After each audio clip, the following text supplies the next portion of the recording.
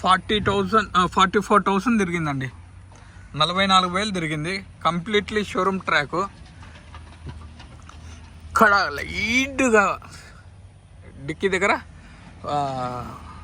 కొద్దిగా రష్ వచ్చిందండి.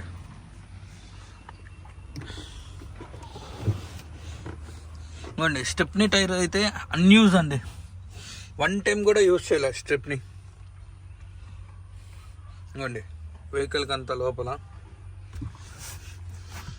Wheel jockey tyre అయితే అన్యూజ్ అండి. సీల్ టైరు 5టికి 5 సీల్ టైర్లు ఉన్నాయండి. స్టెప్నీ ఒక్కసారి కూడా యూజ్ చేయలేదు.